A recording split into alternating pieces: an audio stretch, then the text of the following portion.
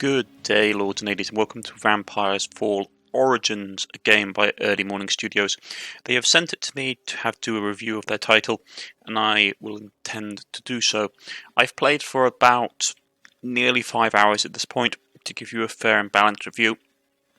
So let us dive right into the game.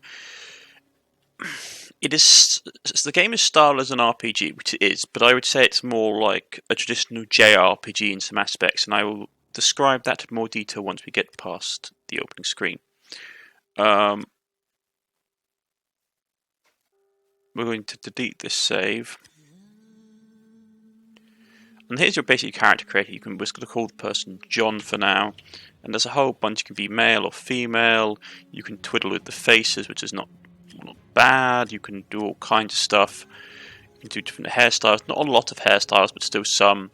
You can change your hair color. For example, you could do it like this. You could do your skin color, a whole range of skin colors, which is nice. You can do your eye colors, which is nice. But let's go with something like this for now.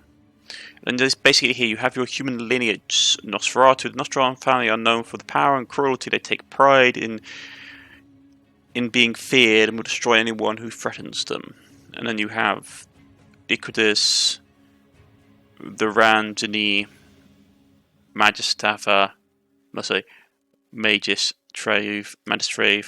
Nosferatu.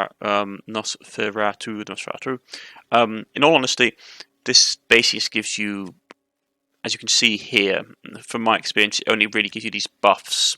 So, for example, if we take Iquidus, we basically get additional 5% XP. I think this is basically very much like Diablo in some regards. It's like a cross between Diablo and a JRPG, which is that you have loot drop percentage, gold drop percentage, but the combat in this game is very much like a JRPG, especially the Final Fantasy 8 and 9, that kind of turn-based combat style, which I will explain to you. We're going to take Iquidus because I find these to be quite a good balance, especially early on.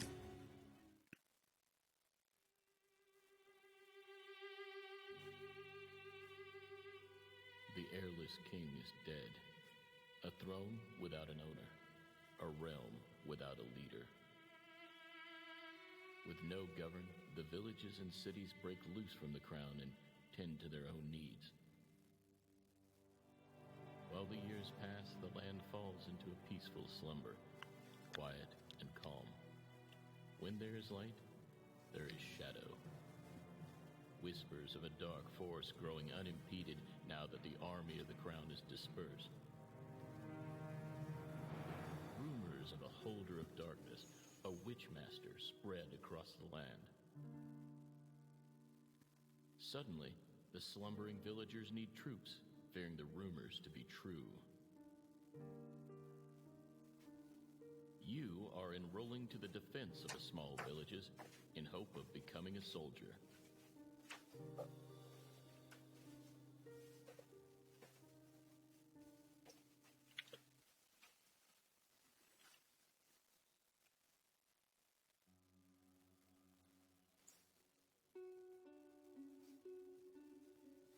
Good morning, recruits. My name is Walter, and I am the town elder of our fine village.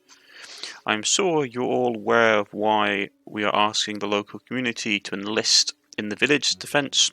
The rumors that the Witchmaster's army is moving south. A village our size shouldn't be of interest to the Witchmaster, but we cannot be too careful in these perilous times. All of you will get the task to help defend our village.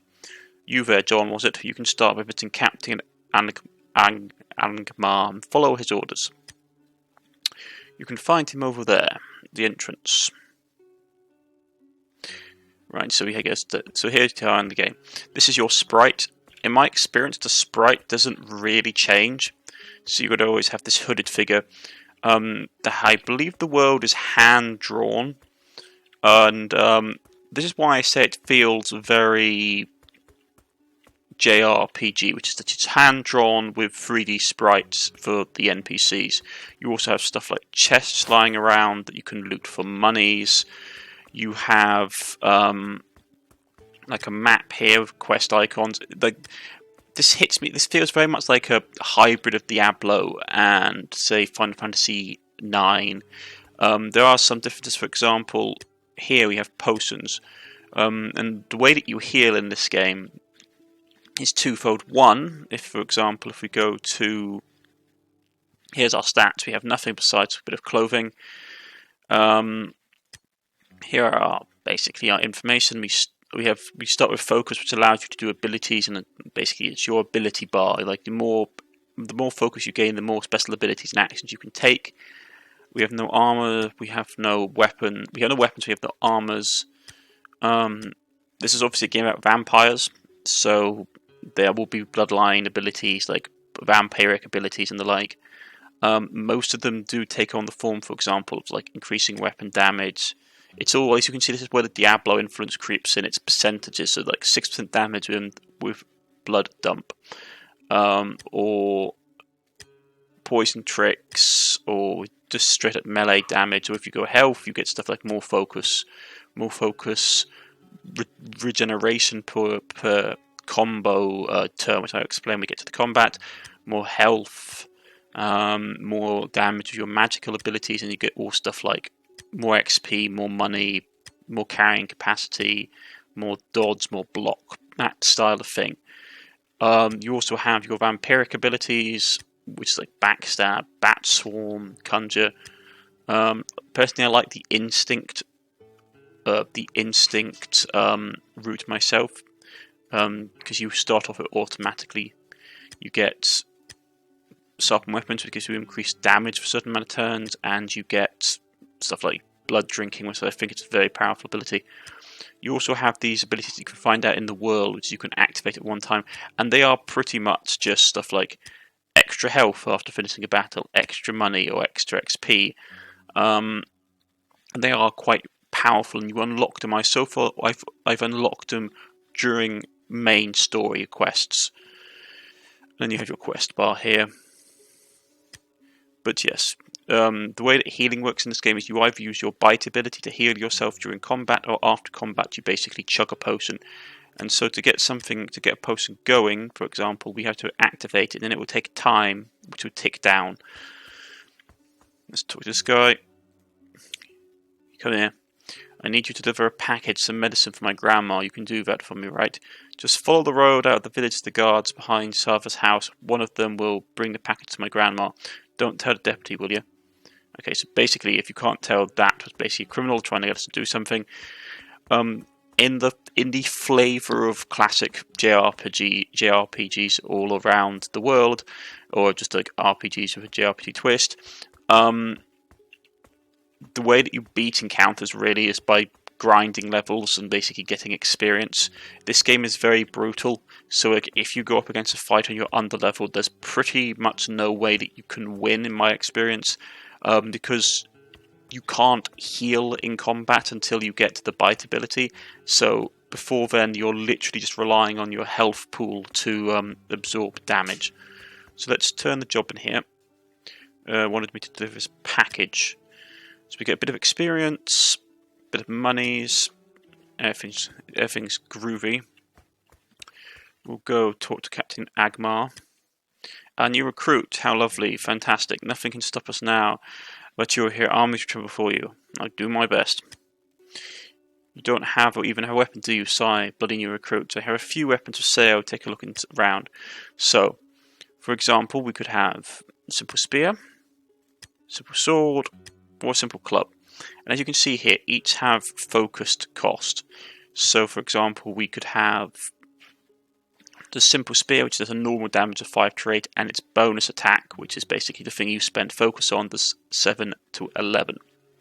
We could have the sword, which does 5 to 6 damage normally. We do it for a swing, for combo. These are combo attacks. These happen in your combo turn, which happen every 3 rounds of combat. So we could do this, which we could. These are our combo abilities. And the same with this one here.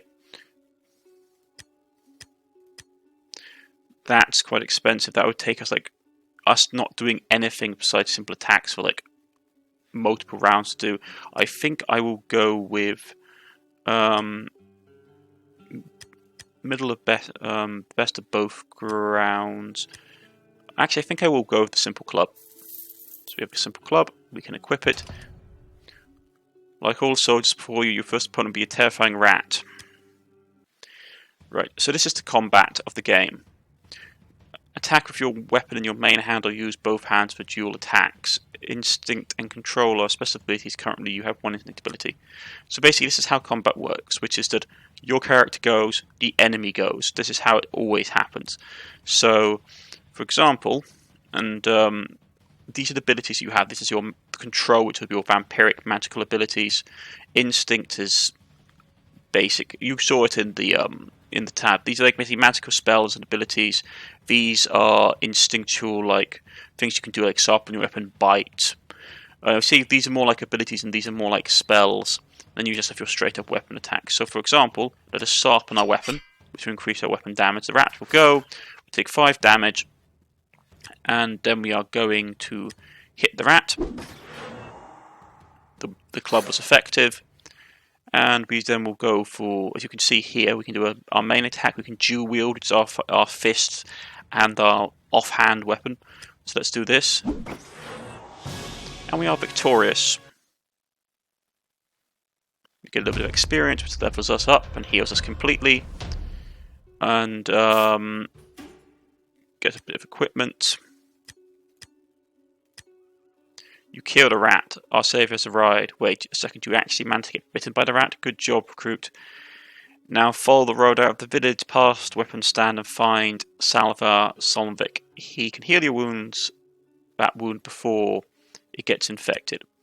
So now this is our first quest. We have to find the healer. And here are basically our experience points. You get 2 types. You get bloodline experience and you get ability points. So in here, you can see we can do stuff like more weapon damage, max health, dodge chance, and you have to pick up all 3 of these, of the first ones, to unlock the others. So let's get 2 points into that, and 2 points into a bit more HP. And then when it comes to our instincts, we have unlocked backstab. We have that to start with. We don't unlock any of these until you find them in the main story. So let's grab this and increase our weapon damage to 55% more weapon damage for the next 4 rounds. And here we go out into the world. There's a healer here. I don't see why she can't heal us from the rat bite. He has a job for us. What is your job? Is there anything you can do to help?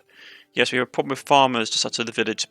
I don't know if there's something in the water or just the fear of the Witchmaster's armies have driven them crazy, but they've become a problem. So I want you to find two and take care of them. The deputy glances at you meaningfully. They were last seen in the farm just south of our village, but you may run into them anywhere outside the wall. Do this and I'll throw in a few coins your way. So this is basically how the game is. It has a very classic, I will say it several times, but JRPG feel to it. You get random encounters. Yeah, here's the world map. It's a pretty large world map. You basically have different areas you go into. I've played for several hours at this point in my other save file. One thing I will say, though, I wish they had implemented is the ability to get back to the main menu.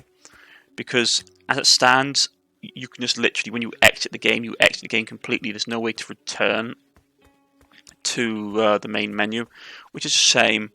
Because I was intending to show some later game footage, but in all honesty, the gameplay really doesn't change that much from the beginning of the game to the end.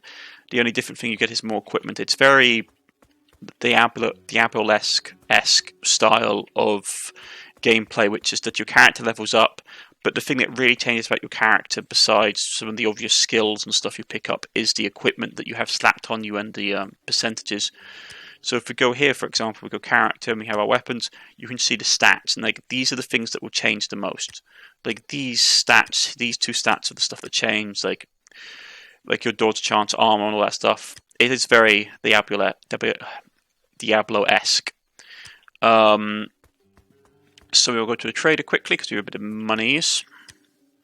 and he's going to offer us some more equipment. So, for example, we could have a shield, we could have a better spear than the one we're currently carrying, we could have a bit of mace, we could grab some armor, we could grab some artifacts if you wanted to. A bit more weapon damage is always nice. Let's grab some pants, and we can't grab that. We want to grab a better weapon, rusty greatsword. But this is what we basic. Well, that's not what we got. We have. Let's go with. Let's grab a shield, and we'll go to our inventory. I do like it that the items are added to your character, but I wish they were added to the character on the world as well, not just in the combat screen. You have a dodge bar here. As it gets filled up, your ability to dodge decreases, so we're likely to take more damage. But with a shield, we can have a block chance now, as you can see. 16% block chance, 4% dodge value. We have 24 armor, or 29 armor, sorry, that basically helps us reduce damage. Resistances to various damage types. But yeah. We can go here. He has a job for us. Interact.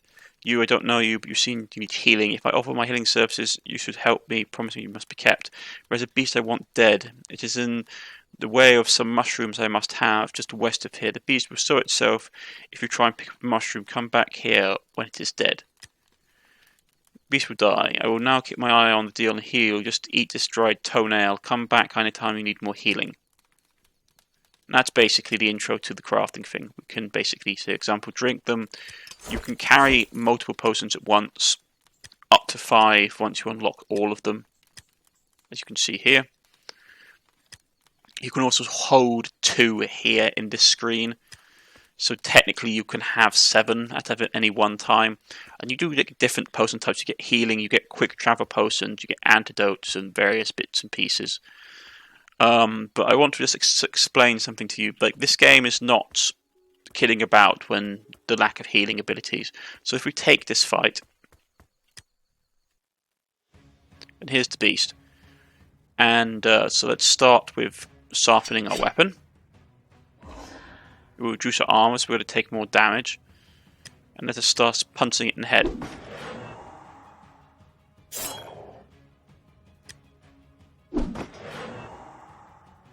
So it's doing a fair chunk of damage to us. Here comes the combat round. Every 3 turns, choose several combat attacks or several instincts and control abilities. Then go click when you want to attack. So, for example, we have 50 points of focus. So we could do a heavy strike. We could do 2 normal strikes. We could do, for example, backstab. We could sharpen our weapons again. It's all combined. So, for example, let's go heavy strike. We do a ton of damage, and then the count reset, and then we'll have a couple of rounds of normal combat before another combo sets in. We managed to block that, and that was lucky. Let us do another heavy strike. Don't have enough focus. That's not great. We probably have lost this engagement then. You can flee from combat. Yeah, we've lost the engagement. We're not doing enough raw damage output to basically win this fight. And since you don't have any way of actually healing yourself in combat outside of the drinking blood ability, okay, we actually might have just finished this fight. That's good. We can combat, we can stack 2 different attacks together, see with the focuses of 40. We use up our focus gain, but we can do multiple attacks. We won literally by 1 hit point. And we leveled up. More XP. No, more max HP. Picked up some boots, picked up some equipment. Random drop items. And you heal up when you reach max level. When you reach level cap. When you level to the next level, you automatically heal. We got really lucky there. If we hadn't blocked one of the attacks, you would have died. And that's what I'm trying to say. Is that outside of your bite ability, there is no way of healing in this game. in combat that I have found. So as soon as you can get access to the bite ability that is here, it is so important. I am going to go a slightly more melee focused build because I have found it works very well. So we're going to increase this. This will come unlocked at a particular level. I can't remember what level it becomes unlocked at, but it all should be unlocked relatively soon. I remember. I know when we get the bite ability. The bite ability is a story linked ability. You're welcome to get some more XP, bit of money, and the world goes on. There are random encounters. Like, I'm just going to run around until we find them. The world is hand drawn. It looks very nice. I always was a fan of hand drawn maps over sort of 3D maps. As you can see, chest. We can do the good old fashioned loot everything we find ability. We found some items. What was that? Dull greatsword. So yeah, we can put this on our main weapon. There we go. So we can now wield a greatsword in one hand and a shield in the other. I know it doesn't make much sense, but that's just how it is. You can do a couple of builds in this game from what I can tell. You can do like stealth rogue based and magic based, judging on what abilities you focus on, like basically you have control and you have instinct. In instinct, you have stuff like sharpen your weapon, the bite ability, which is how you heal yourself in combat, getting more armor, destroying enemies' armor so they take more damage, and then here you've got like backstab. You can summon a cloud of bats to do damage over time. You cast magical spells and you reduce enemies' dodge chance.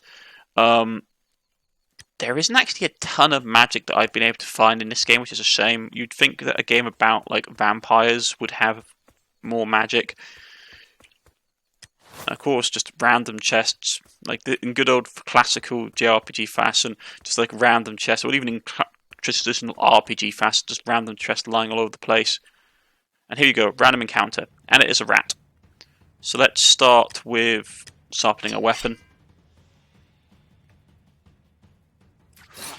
It's going to bite us for a bit of damage.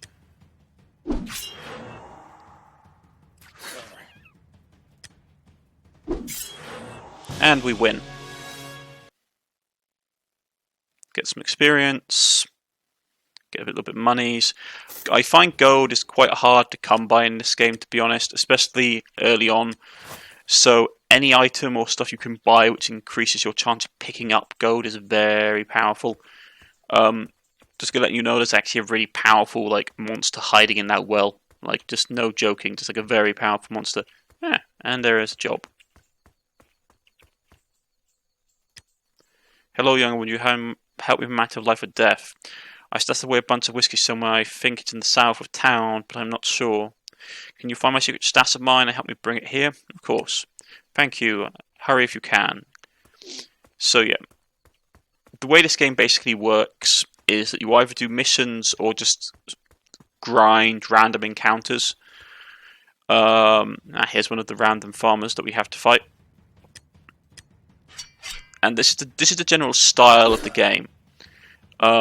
You have a mixture of quests. Most of them are fetch quests, like either go to a location and find a certain set of items. Like there was one where you have to look around an area for stacks of wood that help you maintain fires that keep the enemy forces away. There's other stuff like go to an area and kill a certain amount of enemies, or go to an area and kill a particular enemy that will only spawn, which will only be there for the mission. Get this unlocked. So everything's unlocked. We'll grab a bit more of extra money, because extra money is always useful. And then we'll up our... This is the thing I find strange, is that you think, oh, greatsword, it does slashing damage, right? Nope. Blunt, because it's basically dull. So let's get our focus regen up, which is the thing that gives us the most damage. We'll put another point into Serpent to do more bonus damage early on. But yeah, the standard missions that I have found in this game are threefold, really. You can also find someone here, which is basically the other farmer that we need to destroy.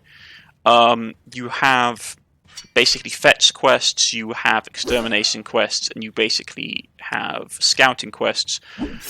And that's the general feel of the game. It is not a bad game, if we are being honest. It doesn't do anything spectacular. It's a very solid Western JRPG. It's the story. I've played 5 hours. The story is your standard sort of JRPG, like bad guy turns up, unsurprisingly destroys the town, which you'll see in a second. And we set out on our road to basically get revenge against him. It is what it is. Like you like this kind of game. If you're wanting sort of a gripping narrative, games like this don't tend to have the most well scripted narratives in the world. By the way, these like bloodstones up here are used for crafting. But it does its job. So as I say, we're going to interact. You took a bloody long time healing recruit. Do you think it's a joke being a soldier? Now I have to punish you with 5 blocks around the wall. Wait, what's that sound? Oh no, he isn't supposed to come here for everything that's holy, no. What the hell is that? Is that army of his? That ain't even humans. And there you go. The army of the evil dies. The thing is, it's not even humans, but like they look human to me. I am the Witchmaster. I have a message for your puny village. Send out the strongest warrior. If the warrior defeats me, my army return and leave the city be. If no one comes out, the city will burn. If your warrior loses to me, the city will burn. Defeat me and survive. Captain Agmar, you're our best warrior. Get out there and defeat him. Me? No, I'm old. My back is sore, my legs hurt. John, just defeated the beast when he helped Seven. Yes, John, you must be our best warrior. Send out John, quick. I agree, John, you'll fix this for us. There's no time for cowardice. Get out there and show us what you're made of. Yeah, so if we'd done more grinding, got a bit more equipment, we would have better stuff. This is how in my mind it links up with a JRPG, which is that you really have to sort of like do all the side quests before you do main story stuff, in my opinion. And sort of grind a bit, because that's the only way you really can beat the difficulty curve in this game. Is by basically grinding levels. So let's hit him for a bit of damage.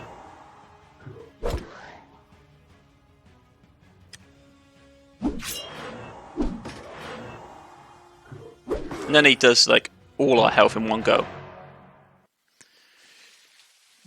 Everyone dead, can't breathe.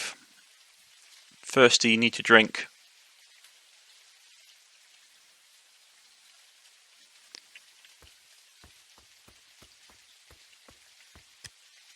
Must drink from the well. Still thirsty. It does not helping, need to drink. Thirst is getting worse, can't focus, everyone is dead. What is that scent? It's wonderful, it's coming from that body.